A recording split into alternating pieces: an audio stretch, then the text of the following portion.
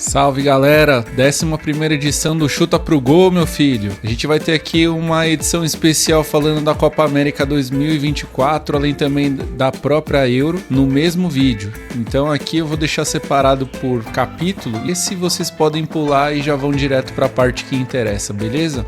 Começando por Espanha e Alemanha, que eu tinha cravado como sendo a partida que seria um verdadeiro jogo de xadrez, e que a Alemanha tinha uma ligeira vantagem em relação à experiência dos jogadores e também uma certa casca em relação a grandes competições. E no fim das contas, quem mostrou de fato essa frieza foi a Espanha, que conseguiu fazer frente à Alemanha e também vencer na própria prorrogação, acabando ali com o bicho-papão, dono da casa. E aí eu já cravava até então que a própria Espanha fosse a grande favorita, né, da competição, se ela ultrapassasse também a Alemanha nesse confronto. Para mim, o campeão ele sairia justamente dele. Entre Portugal e França, o grande problema que eu alertava a respeito da seleção portuguesa, que era a falta de vontade, falta de volume de jogo dos jogadores portugueses, nesse jogo acabou mudando um pouco a figura, principalmente se a gente vê o volume inicial de jogo que a França teve,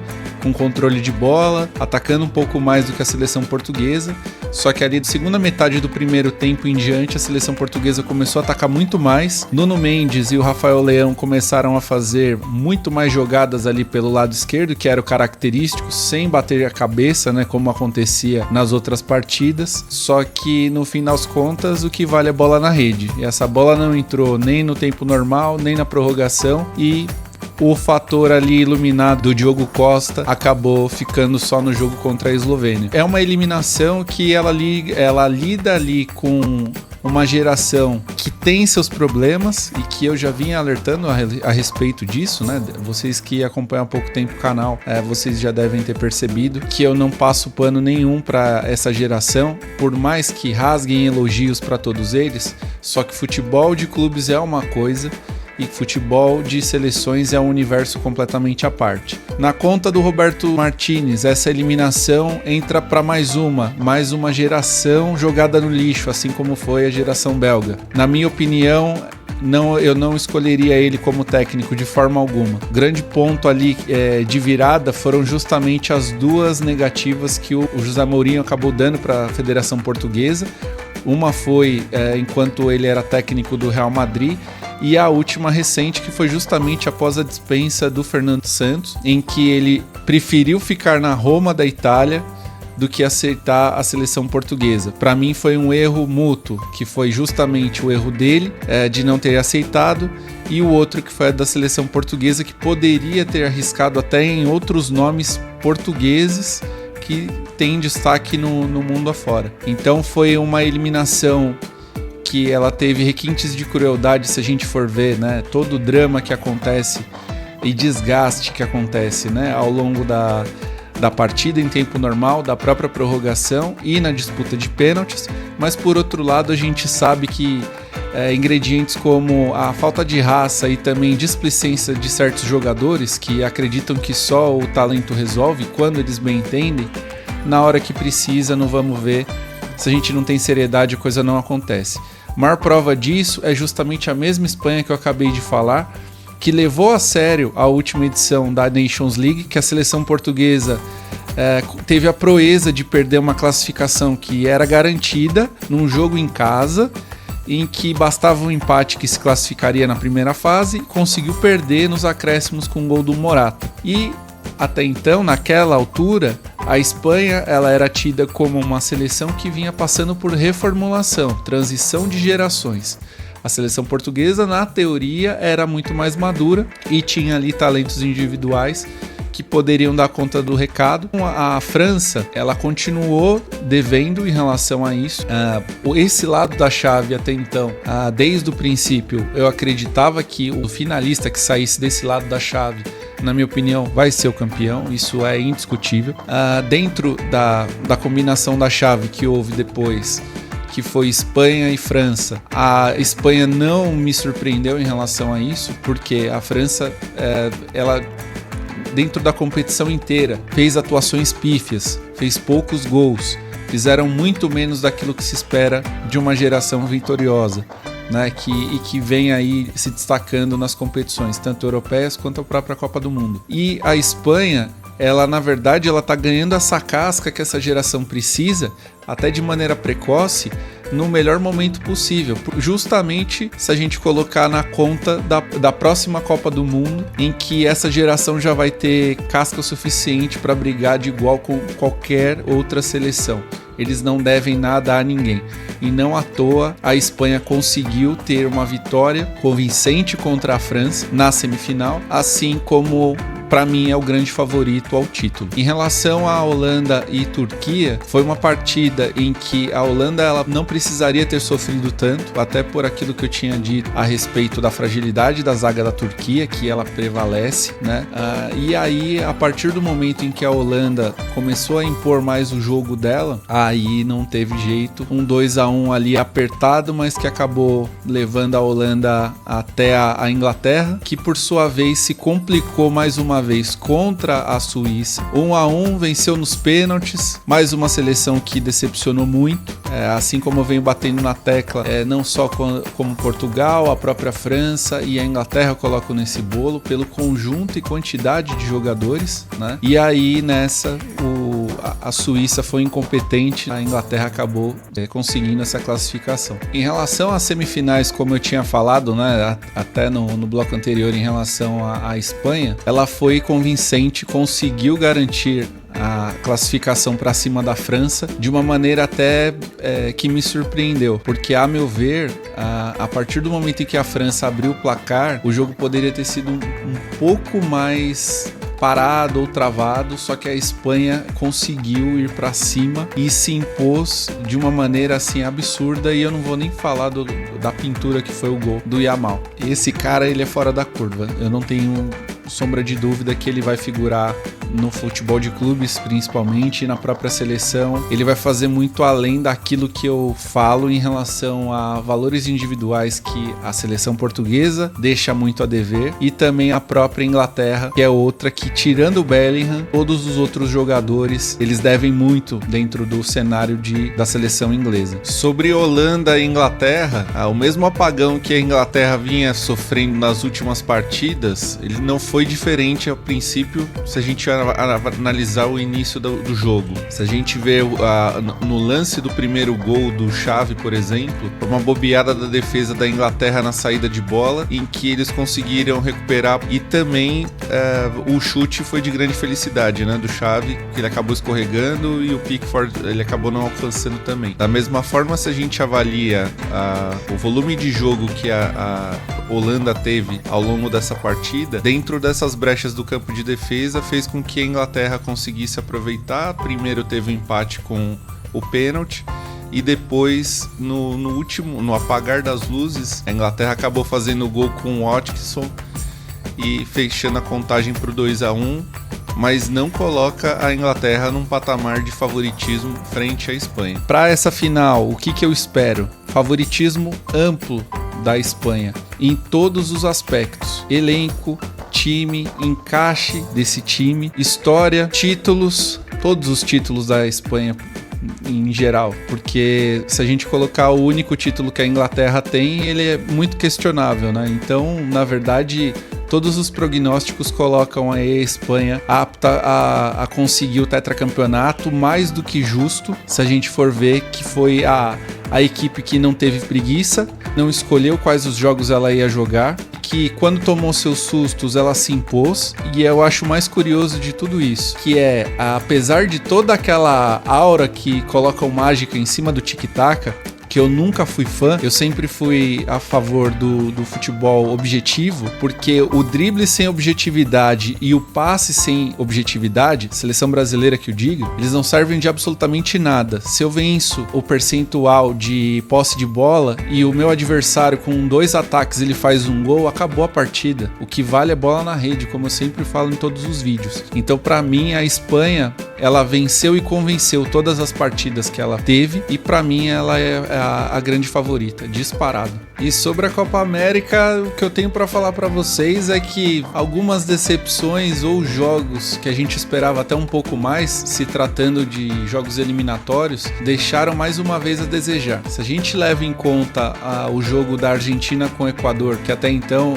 no vídeo anterior eu tinha colocado como Argentina a grande favorita, em cima de um Equador que decepcionou muito, né, na primeira fase, a Argentina acabou se complicando sem qualquer necessidade, mas também ela fez jus à displicência nos gols perdidos da primeira fase também, a gente não pode esquecer isso.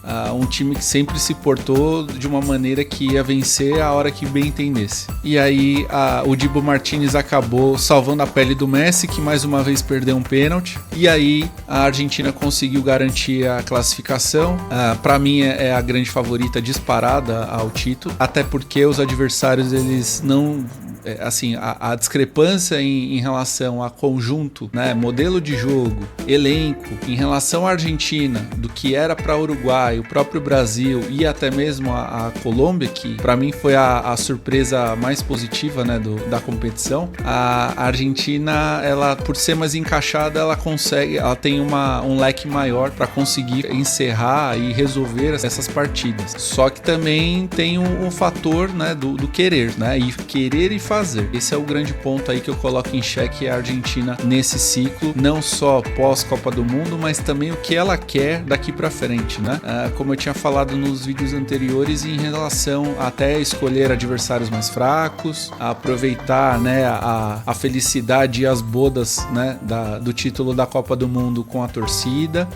Uma hora essa conta ela chega, e essa conta ela é alta, porque o futebol ele não leva mais desaforo pra casa. Aquela frase do não tem mais bobo, ela todos os dias ela grita, principalmente se a gente pega seleções que eram tidas como verdadeiras babas, elas podem engrossar. Panamá foi um exemplo disso na primeira fase, no fim das contas eu já vou falar sobre. Venezuela e Canadá, a Venezuela ela foi decepcionante se a gente for ver aquilo que se esperava dela, considerando a primeira fase, foi uma boa campanha que ela fez comparado ao habitual, e aí ela acabou se complicando para cima do Canadá, que por sua vez o Canadá vem fazendo aí jogos. O goleiro titular do Canadá, ele garantiu, né, a classificação nos pênaltis. Em relação a Uruguai e Brasil, o Brasil, dentro daquilo que eu esperava e que poderia oferecer, o Brasil não fez nem a metade. Eu, sinceramente, eu não vejo mais com otimismo, que eu gostaria de acreditar nele.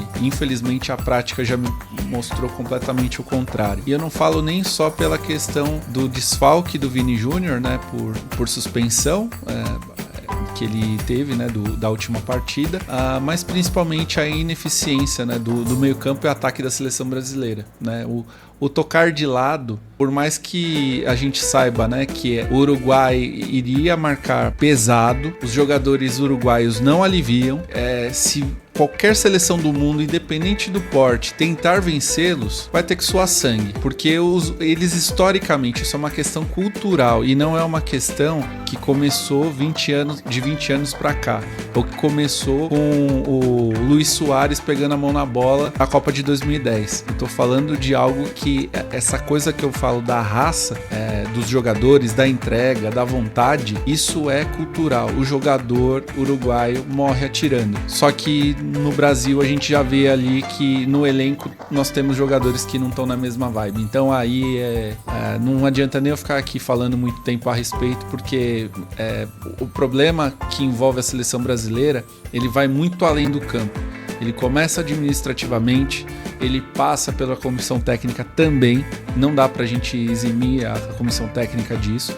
Mesmo que seja o início de trabalho, mesmo que seja um primeiro grande trabalho desse peso, né? Falando da maior seleção em história do futebol mundial, pro Dorival. Dorival, para mim, deixou muito a desejar, e também tem um fator que é isso, eu conversei até com outras pessoas a respeito, que pega muito essa questão do cara que não tá acostumado a lidar com tantos talentos assim, ou que ele poderia ter trazido muito mais talentos Isso eu tô falando agora do futebol nacional, porque se eu vou convocar um jogador de um time médio europeu, alguns desses times, eles não figuram ou não têm uma ambição de título. A ambição deles é se manter numa primeira divisão. É no máximo conseguir uma classificação para uma Liga Europa ou, na melhor das hipóteses, pegar uma vaga na Champions League. Tem jogadores, isso eu não tô falando dos jogadores brasileiros, eu falo até dos jogadores em geral,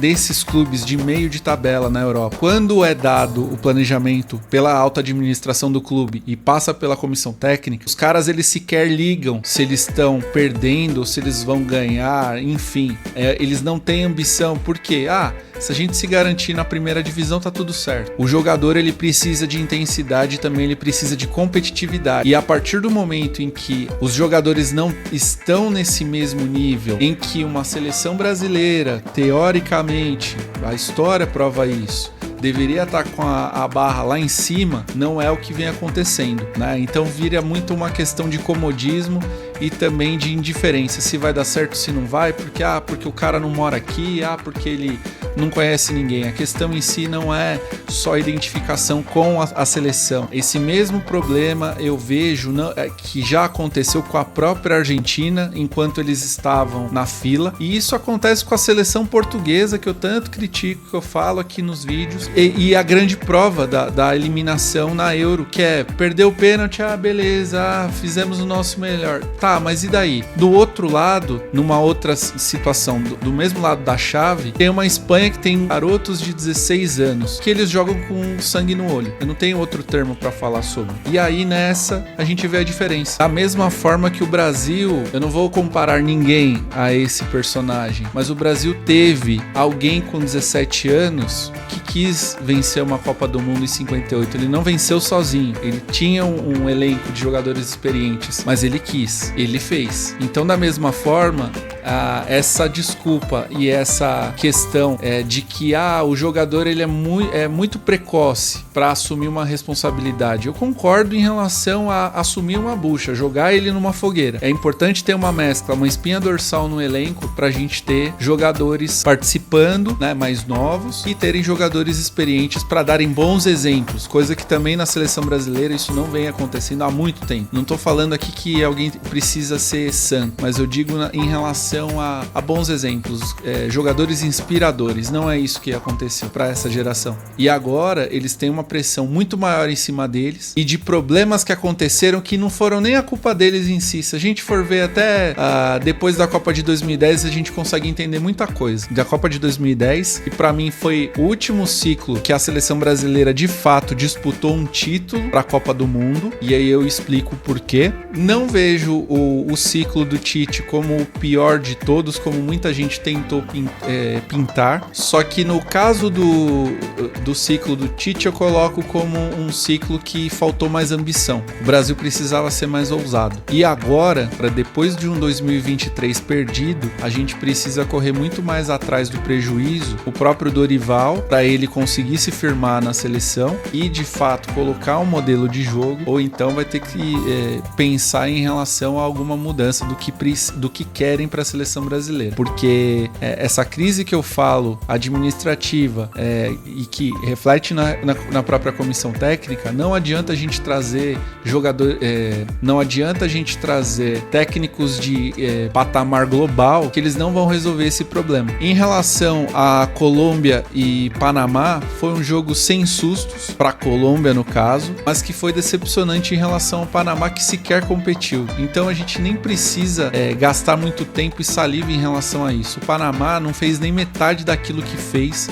na primeira fase e ainda por cima poderia pensar em algo, né? Mas a Colômbia para mim é o time mais acertado de todos que participaram aí da primeira fase e que cresceu na hora certa na competição. Em relação às semifinais, a gente não teve aí nenhuma surpresa no ponto de vista de Argentina e Canadá. Foi um 2-0 tranquilo, quase deu sono, óbvio, mas se a gente for ver Uruguai e Colômbia, foi um jogo muito pegado e que teve requintes aí de crueldade, drama, todos os nomes de palavras que vocês quiserem. Ponto-chave em relação a esse jogo foi a efetividade da Colômbia, e o Uruguai mais preocupado em fazer uma marcação forte, em tentar neutralizar o perigo que a Colômbia teve. Só que a Colômbia, por outro lado, também errou muitos gols que poderiam ter custado muito caro essa classificação. E mesmo com um jogador a menos, a maioria, né, do jogo, né, se a gente pega aí o resto de primeiro tempo e também, né, o segundo tempo inteiro, a Colômbia se expôs demais, mas eles foram guerreiros e conseguiram essa classificação. Se a gente for olhar agora, disputa de terceiro lugar, o Uruguai tem tudo para fazer aí uma partida tranquila para um prêmio de consolação. O Canadá dificilmente vai engrossar para cima do Uruguai. No caso do Uruguai, eles vão jogar valendo, independente do esporte, independente do que seja, até no para o ímpar, eles literalmente não desistem. Então, a meu ver, o Uruguai é o grande favorito. E se a gente for ver aqui a respeito da final, da grande final, vai ser um jogo que, se a Colômbia, vamos colocar aqui até um zoom maior, se a Colômbia ela resolver jogar futebol, não tremer para cima da Argentina da mesma forma que fez contra o Uruguai, dá jogo. Agora, se a Colômbia ela se omitir e ainda por cima tremer para Messi, Depou, Di Maria, jogadores aí que tem nome, aí já não tem mais o que fazer. Aí é só entregar a taça para a Argentina e parada resolvida. Então é isso, pessoal. Se vocês gostaram aí do vídeo, deixem seus likes, deixem seus comentários também, se tiverem alguma dúvida, também algum comentário. E não deixem de compartilhar aí o nosso vídeo, acompanhar a nossa live toda a quinta-feira às 20 horas. A gente está fazendo agora um formato mais compacto, não só para a live do YouTube, mas também a gente vai fazer para o TikTok e também o Instagram. A gente também vai ter aí algumas inserções no próprio YouTube, vídeos de recortes das nossas lives, então não percam também essas edições que a gente vai soltar diariamente. Beleza, pessoal? Grande abraço para vocês e até a próxima.